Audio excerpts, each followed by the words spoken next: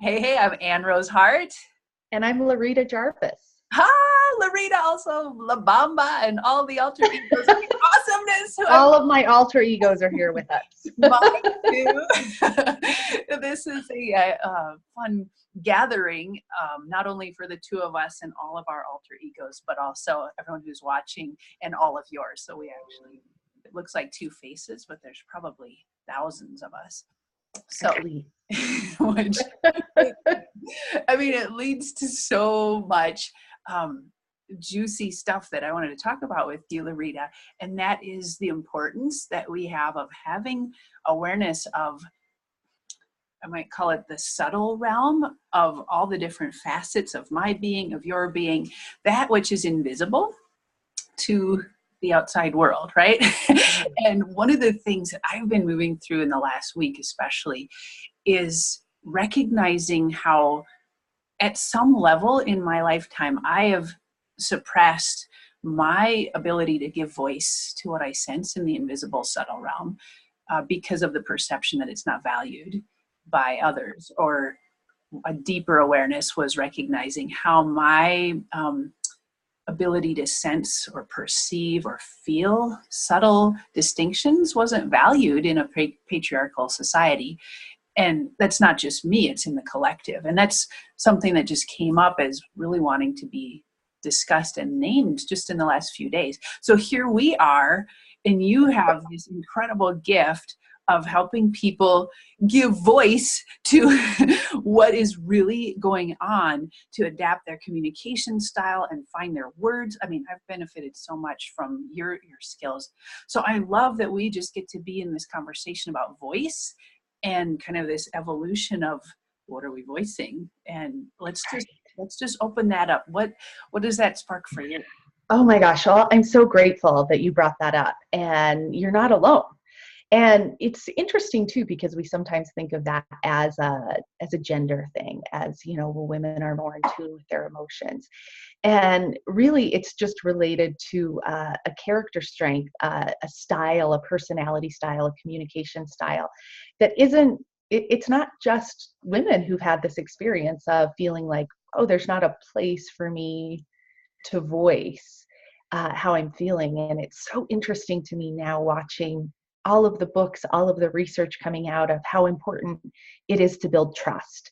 And you really can't build trust unless there's a safety to talk about what's really going on. And that is generally the really subtle things that we're feeling and sensing and perceiving that many of us, even those of us who have that as a strong skill set within our communication style, we've trained ourselves not to express that.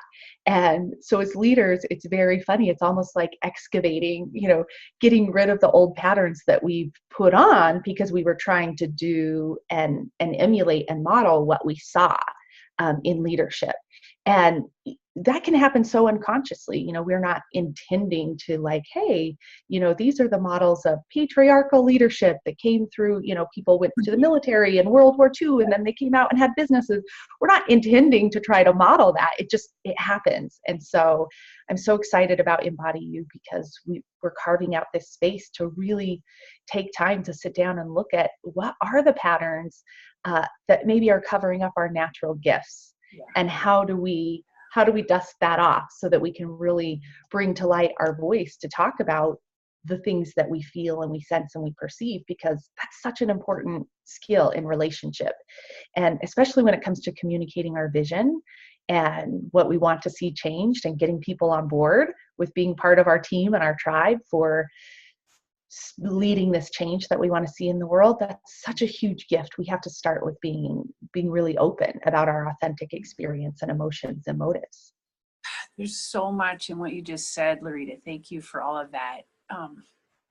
You know, what you're speaking to, it's so many dimensions to that, but one is creating an environment in which we have psychological safety and emotional safety.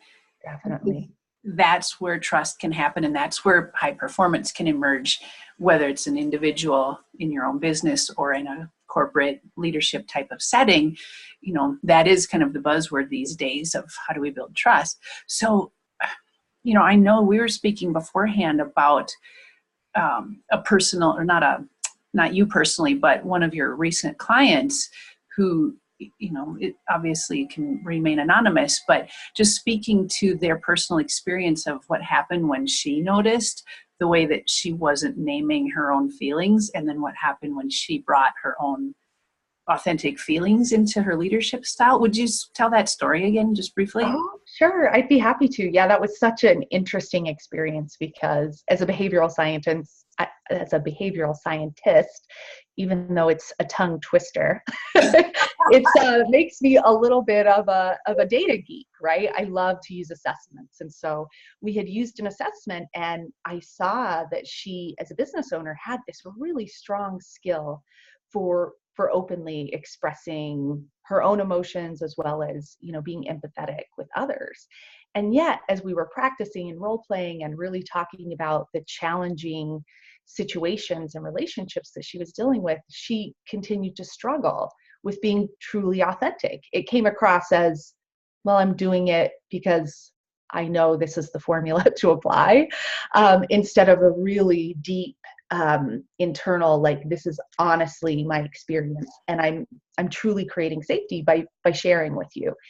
And so we did lean into that a little bit of like, why this difference between having a high skill, but then when you go to apply the skill, it's not coming across as authentic. And it really was caught up in a lot of her own experiences. And she really looked at, as not just a woman, but as a young woman who owns her own business, she really had intentionally kind of created this persona of, not feeling and sensing and expressing in that way. And so the irony was so thick, and we really had a pretty big belly laugh about the fact of the irony that her natural skill and gift, she had really kind of squashed that to be like other leaders she had seen.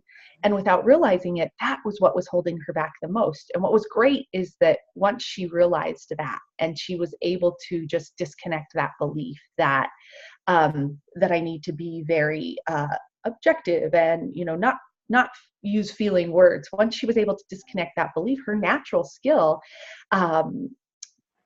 just came to play. And so what happened is immediately when she went back to the office, she had a performance conversation with someone who made a really serious and critical mistake in the business. And she started by expressing genuinely what was going on with her. And she said, it was amazing to me the immediate results she got from that employee, because they were able to connect that she wasn't just reacting out of anger, she was genuinely disappointed by what happened. And they were able to really start to co-create a situation. And by the end of that week, she said that employee was doing things that she'd never seen him do before.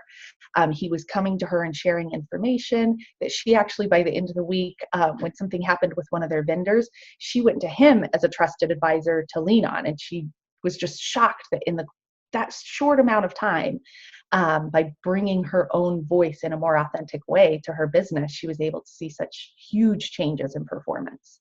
Wow. Yeah, it was fun. That was a fun one. Mm-hmm. I love that story. There's so much in there in terms of feeling safe to voice your subtle internal experience. I feel like that's one important layer I want to speak to. But then the second one is, I guess we could call it vulnerability, where instead of leading with something, performance-based or talking about something measurable, the metrics of what had happened, she started with that tender, vulnerable space of, this is how I feel.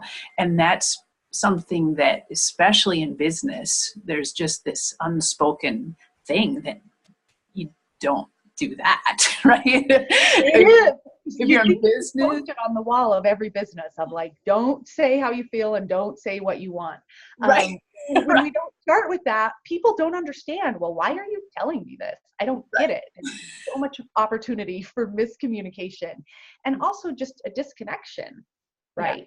Yeah. So, and it is a vulnerability, and it's interesting because we do think sometimes if we're in a leadership position that we have to look like we have it all together, and what we don't realize is that by not being vulnerable, we actually are not creating the space for people to come to us and lean on us and tell us when they are struggling, and have us, you know, be able to be there to support them, because, you know, without realizing it, we're unconsciously sending out the message of like, well, I'm trying to be perfect, so you try to be perfect too. And yep, just keep it all inside. Don't let it out. Yeah. Don't say what's really going on. Right. Yeah. And then it gets these really uncomfortable dynamics and situations. And it really impacts our relationships personally and professionally in ways that just kind of continually drains the energy out of us, because it takes so much energy to try to pretend and try to be something that we're not, or try to pretend that we're feeling something that we don't. Right. Yeah. Yeah. That's my experience. Right. Well, mine too. And when I think about, you know, my own personal experience of creating a purpose guided business where my soul feels this calling. And so, you know, a decade ago, I set out on this journey to express myself in the world and live my purpose and express my genius and, you know, just fulfill my highest possibilities. Right. And I remember years ago discovering it's like there's this wall of some invisible force field that I can't get through when I'm trying to promote or market my business. It was coming through this veil of needing to look perfect or wanting to look like I had it all together. And it's just so insidious and unconscious. And so one of the things that I've discovered along the way is like I could think my way into understanding what was going on. I can journal, I can do self-compassion work, I can do meditation, I can do all my practices. But the only thing that has helped me along the way, which is why I've created Embody U, one of the many reasons, is gathering together with other humans in a safe space so that the intelligence of my nervous system can feel seen and feel met, and literally what rewire the nervous system to come from a place of safety and vulnerability instead of guardedness and defendedness and perfectionism. And that's where that saying comes from, like, you have to do your own work, but you can't do it alone. You know, there's a ton of stuff that we can do from our own office, from our own living room, from wherever we're doing our work. But the transformation of the actual body mind vessel happens in relationship with others when a safe space has been created. And that's one of the gifts that I'm really excited about offering at Embody U, just because that type of environment has been the only thing that's let me liberate my own voice as I move through my own journey. And none of us can really have the impact we want to have in the world without each other. How does that That's so land for true. you? That really lands for me, especially in working with our voice and the way we communicate. Yeah. That's especially true in the work that I do. Is it's one thing to understand it ourselves. It's one thing, you know, for my clients to role play with me, but the next step is to go out and say it. You know, I have a rule in my work: if it's worth talking about, then it's worth talking to the person. And there's so many times, like, it doesn't matter how small it is. If something is out of alignment, and we're talking about it, or even we're thinking about it, and we're doing our inner dialogue, then it's worth addressing. And that doesn't get any easier unless we just practice, and that takes other people. And it can be, you know, it can be a scary thing to all of a sudden start to be vulnerable and be more transparent. And so I am really excited about Embody U, that we're bringing together so many like-minded people who are already practicing compassion and self-care, and they're passionate, empowered people who really have a vision of living in the world, and creating even bigger space for all of us to be valued, for all of us, no matter what our beliefs, no matter what our backgrounds, no matter how different our styles are, for all of us to maintain our day. So interestingly enough, you know, a lot of talk about technology, the way we communicate. It's important to come together in person and really practice. practice use your voice to be heard and seen. And that is what allows other people to feel safe, to stand up and be heard and seen as well. Yes. You know, the irony in all of that is, as you were so eloquently articulating the brilliance of what's happening, the audio was crackling in and out. And so I didn't need that part. I didn't get to hear all of your voice expressing the genius that was within. That's so funny, Anne. Well, that's a good sign that I was being overly technical.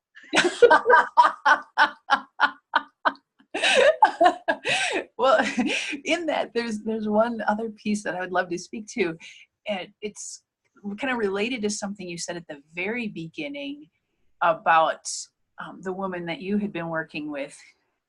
Anyway, the point was, some part of her had unconsciously been trying to emulate other leaders in a, you know, I'll call it a more masculine style. It doesn't necessarily mean male, but whatever it was, she was not fully inhabiting her own feelings, voice, and perspective. She was trying to be like somebody else. So what that touched for me, and why I'm coming back to that, is the way in which it, from some deep inherent belief in not enoughness, that's what I do, that's what you do, that's what we all do, it's what human nature does, is, well, I'm not enough. And this is not at all conscious, this is buried deep within. I'm not enough, so if I be more like somebody else, then maybe I'll be enough to get the results I want, right? Now, coming back to that, the other piece you just spoke to in what's happening at Embody U is when you use the phrase like-minded people coming together. And so I wanted to speak to that because for me, it represents another really key piece of what we're kind of unpacking together. And I might name that the, how could I call it? Kind of this polarity between sameness and difference, and how at some level we need to come together in a group that's the same so that we feel safe to heal that part that's like, oh, I'm the weird one, I don't fit in. And then within that, that opens up a capacity to be in difference of, oh, well, you're different from me and you have very different views from me and your values are completely different from mine, but I don't feel a need to be threatened. I don't feel a need to conform. I don't need to feel more like you. I don't need to, be a chameleon. There's nothing I need to do. It's okay for you to be different because I'm me, right?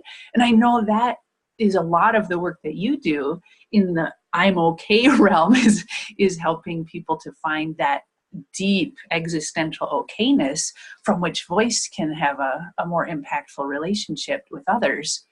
Anyway, what are your thoughts on that whole mess of energies and polarities and dynamics? Well, for one, it was a trip down memory lane because it was really helping me to feel so grateful about the work that you and I have done together and why using your embodiment practices has been so important for me to do the work that I do, because they're really necessary for one another.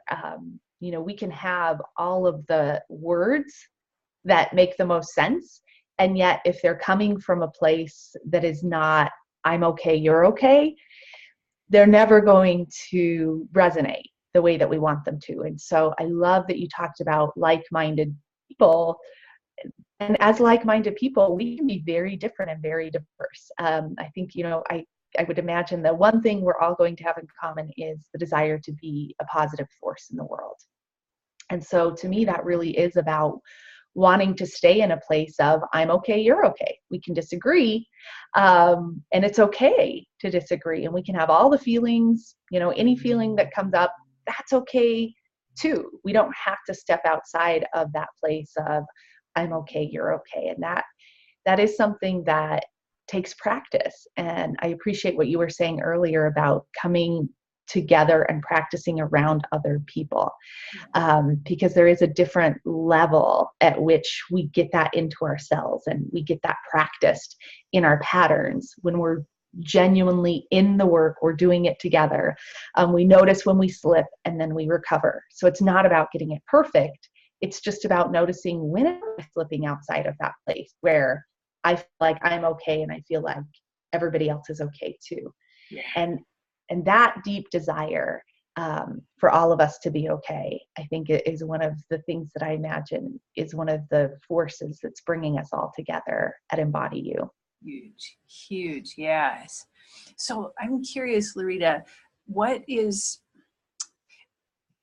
we haven't really touched on specifically the work that you do, and maybe that's okay, you can bring in as much as you'd like, but I'd love to hear your experience of over the however many years that you've been doing the work that you do around communication and relating with other people and adapting your communication style.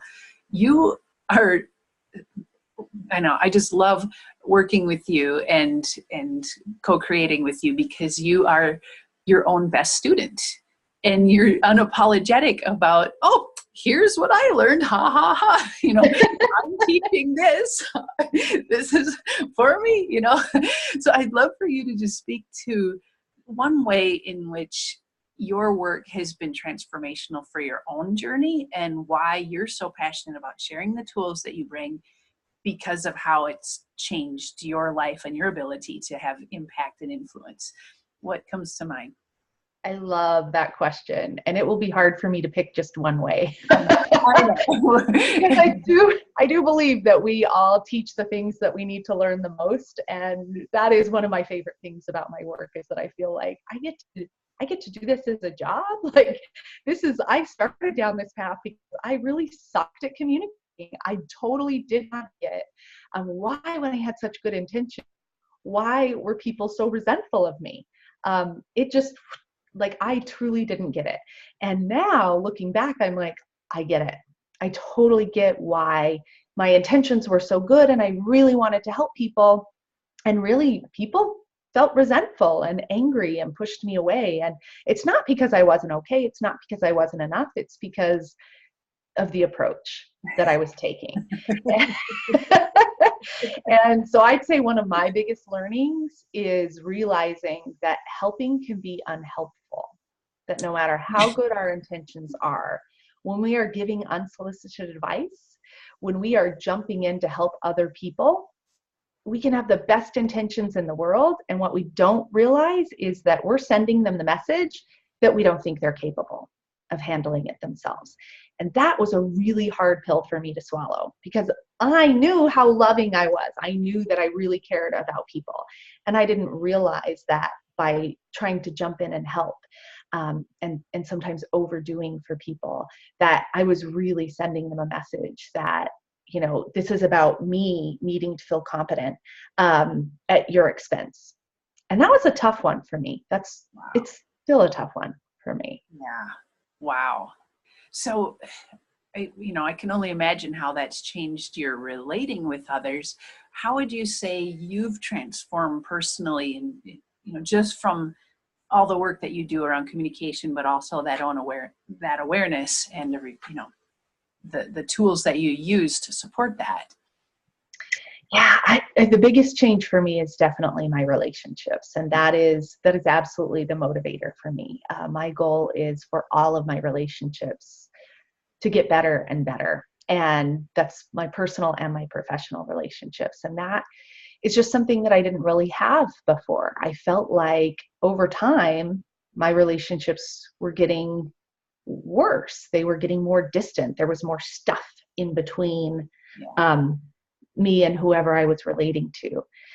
So it's been a really interesting journey as I learned this, to take that knowledge and put it into practice, is to realize that I can be with people, and I can be with people in some really uncomfortable places, and I can just be there. I can be there with them. And really, that is what we want the most, right? I think we all have had that experience of when we just We just want somebody to be with us. Just be with me, what I'm going through. Don't try to fix it. Don't, it's mine to deal with. Just be with me. And that's something that I didn't really have the capacity to do. Yeah. When I was so busy trying to help, that now I can have these really amazing relationships and truly be in a place of like, hey, whatever you have going on, I'll be here for you. And I know and I trust myself enough to know that that is true. Like, hey, if you need me, call me. I'll be here for you. And I can just be here. Yeah. Yeah. Oh, that's beautiful. As you're speaking, I'm realizing the many dimensions in which your work is so powerful. Because what you were just speaking to is that felt sense of I am okay, which means I don't need to create value unconsciously by helping you. I Right. can just be present. And when I'm really present, I can listen more deeply to you and the unspoken desires that you're not saying. That was redundant, but Necessary to say it twice. Yes. I feel like communicating is truly about hearing the unspoken messages. Yes.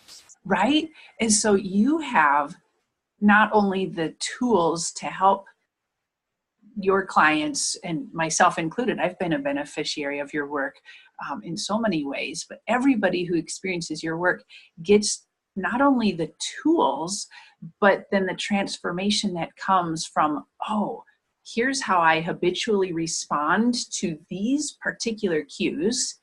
Here's what happens if I stop that. And now here's what's available for me to respond in a different way. It's an amazing gift to give ourselves, to feel that ease that we didn't even know we were missing, right? When you talk about those habitual ways of responding. Right?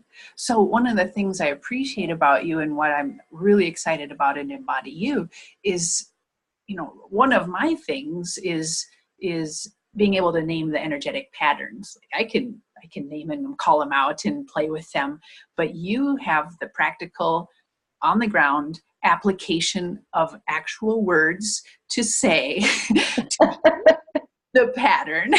And you are incredibly gifted and skilled at offering specific words. And I don't know if we'll do your famous magic index card at Embody U, but you have plenty of tools like that. I love the magic index card. Like, I call it the magic index card. The index card has changed my life.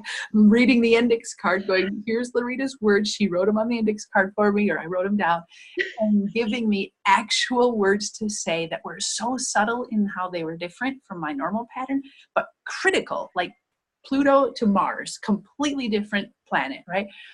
And so we don't have to go into all those practices now, but you have this incredible toolbox of very specific, applied, practical tools that help people just not only be aware of the patterns, but create an entirely new trajectory for their relationship by adapting their communication style. It's just genius. I'm so excited for everyone to experience your work. I'm excited too, and that's always my intention. Most of my clients have started with me through a blind spot breakthrough, and I say, bring anything. It doesn't matter to me if it's a family situation, a work situation, because like you said, underneath it all is the same pattern.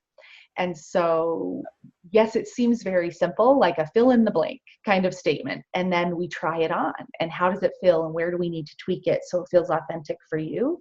Yeah. But it's really when everyone goes out and practices that the patterns start to shift and change. And we can't help but change other people's experience when we're going out in the world and practicing our magic index card, as Anne calls it. But if there's it could be any of the other tools that I help people with, of just pick these words. Let's start where it feels like a simple, easy baby step, and that it also feels true to you, because it's not about pretending and using somebody else's words. It's about really just giving voice to what is truly within us and wanting to be expressed. Yes. I love that you just said that, and we'll close with this. We can read books on difficult conversations or conflict. And all the concepts are true and valid and helpful. But again, it's the difference between applying a formula that could be valid versus having that connection with the internal felt sense experience, being able to skillfully name and work with what is my inner experience, and then use words that are appropriate. That's where I feel like your genius and your tools let us take our relationship with conflict and very uncomfortable conversations to an entirely new level, because it's not a skill set about how to talk. It's how to express your own authentic experience by understanding what is your authentic internal experience, so that you can do something about it, right? It's Right. powerful and deep. Does that feel accurate? It does. It does. And I think that is one of the reasons that I love working with groups, because it is when we're in a group setting and we're practicing expressing things that maybe we've never given voice to before. And then we get the honest feedback from those around us of like, did that really land? Or am I still holding back and putting a little bit of a wall between us? Or, does that make sense? Did it just kind of wash over me and I didn't really get what you're wanting or trying to achieve? And so it's through those group settings that we really get to tune in and how is our message landing? And then we get to own that message and work with it. Yeah. This is going to be so fun. Can you imagine now all of us together at Embody U being in small group circles with facilitation, guidance, and support, and every single person getting to practice speaking something that's previously felt very uncomfortable, taking a risk and feeling safe and getting honest feedback to feel, and this is always where I come back to, the felt sense that's a calibration of, this is what it feels like to be in my authentic voice and to have it be received, versus this is what it feels like to contort myself in hopes of being received, and this is what it feels like to contort myself and not have it be received. These are familiar. We don't have a lot of practice with, this is my deepest, most vulnerable, authentic self experience, and you guys can receive it. Until we have that calibrated in our nervous system, we're not going to live that in the rest of the world. So we'll be doing, some form of facilitated experience that's going to be so fun and powerful. And what a gift to all of the change makers, the visionaries, the people who are here to have influence, who are coming to Embody U, all of us together to let our voices really express what's in our heart. This is going to be powerful. It's going to be really powerful. I can't wait. I'm so excited. And I know all of us have been on that same roller coaster of not expressing. And then if we don't express long enough, we explode and we get angry and we, give ultimatums, and we don't get results that way either. We're still not getting what we want. Or we get it, a little bit, and we feel like we're constantly pulling teeth to have to get what we want from others. And I think all of us at Embody U are on some kind of mission where other people are involved. So learning how to use our voice to get what we want in a way that actually strengthens our relationships is going to be such a fun place to play, and a really important piece of the puzzle as we also do the embodiment work and get in touch with what is really within us that's wanting to be expressed. Yeah. I wonder, as a closing, could you think of one question that somebody who's watching this could start chewing on to become more aware of their habituated patterns or how they respond, or something kind of as pre-work, so to speak, prior to Embody U? What's one way that somebody could bring more self-awareness to their communication style or their patterns that would kind of put down a groove of momentum, so that by the time we're at Embody U, we've got I love that. I think that's a great question, because I do recommend as pre-work anytime we go into any event, but especially for Embody U. I think the pre-work is to really notice, where is it that we're slipping? and we all slip. It happens. We all have our own very predictable distress patterns. So, what is that? Is it, when we're getting angry and, criticizing and blaming? Maybe is it when, we're holding it in and not saying anything?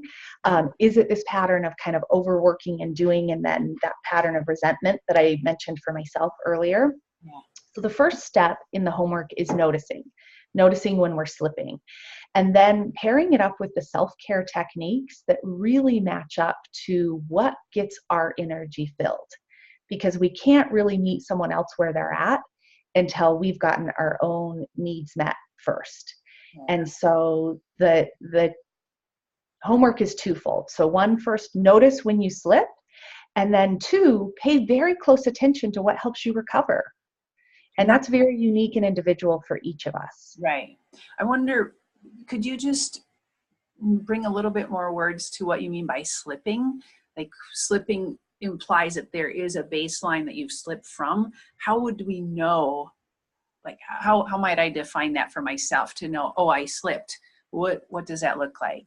That's a great question. And there are ways to measure second by second whether we're having healthy and effective communication or if we're having miscommunication. And I think the easiest way for me to simplify that, because it is one of the things most of my clients ask me, is how do I know if communication is actually happening in an effective way? I would say check in with yourself. Are you really in a place of, I'm okay, you're okay? We don't have to be okay with the situation that's happening, right? We can be very upset about what happened. We cannot be okay with, we don't want this, we do want that.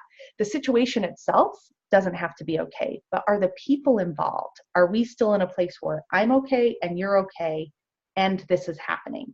Got it. So I think if you can ask yourself that question, anytime you feel the friction within you or you feel that tension, just stop and check in. Do you believe that you're okay? Do you believe that they're okay? And if you're outside of that space, the work is within us. Even when it feels like it's all their fault and they're the ones who need to do something different, we're the ones that we have control over. So what is it going to take for us to get back into that space? And sometimes for me, it's imagining all of us as our little baby selves. And recognizing that we all have our patterns. We have them for really good reasons. Most of them are, as you mentioned earlier, and they come up as self-defense, and we practice them over and over, and we don't even realize we're doing it. So can you check in anytime you feel tension and ask yourself that question? Am I okay? Are they okay? And only when we're in that space are we in a healthy place in order to address it. Is that helpful? That's so helpful. I think just that practice alone is life-changing. Just remembering to check in and ask, am I okay? Because that's bringing consciousness to what is previously totally unconscious habits. And that is going to build muscle like nothing else. Am I okay? Am I okay? Am I okay? Asking that 1,000 times a day. And then what would it feel like to be okay? And what would I say if I felt okay? Oh, that alone gives us such a foundation. And then I know we'll play with it more with so many more tools when we we will, because it's such a big question of, are they okay? Do I believe this person is okay, even when I disagree with them? Or am I trying to help? We'll absolutely bring some tools to be able to spend more time in the I'm okay, you're okay space, because that's where collaborative problem solving and true cooperation really happens. That's where we create the win-win outcomes that we all desire. Yeah. That's going to be a really fun laboratory to be in, where if we've named the elements of the drama triangle with the victim, rescuer, perpetrator, not that has to be our entire framework, but so many women, myself included, have patterns of coming from the rescuer. Yes. And so if we could have an entire group in which we've got shared agreements and safety created with very specific facilitation guidelines and consciousness, so that nobody's coming from rescue energy, and everybody is just free to be in their own process, you know, that alone is important, critical, essential. It is. And It's essential. And the Steve Cartman's drama triangle that you recognized is such a useful paradigm for really understanding group dynamics as well as our own sense of, am I okay? Are you okay? It's a really great reason to look at why sometimes when we have the best of intentions, we don't create the outcomes we desire. And it's generally because one of those roles is at play. Yep. And generally when someone puts on one, it invites others around to put on the drama role that they are familiar with in those situations. And there's no guilt. You know, we all wear each of those roles in different situations from time to time. So the key is just recognizing it more quickly. Yeah. And I think, as you said, if we go into Embody U, just asking ourselves every day when we feel tension, am I okay? Are they okay? And that's a really great place to start, by recognizing where are we coming from with our energy, because the answer to that question really does dictate the outcome of the conversation that's about to happen. Yep, absolutely. Absolutely. Thank you, LaRita. This has been such a delight. My pleasure. Thank you for having me. And thank you for creating Embody U, Anne. I'm so excited. I'm honored to be a part of it. It is going to be a wild, wild party. 100 women speaking their truth. Oh yeah. Right. Checking in with what's going on with their body, being the best version of themselves, getting support. I know it's going to be awesome. Good. Well, thanks so much for watching, those of you who tuned in, and we will see you in August at Embody U. Yay. See you there. All right. Bye.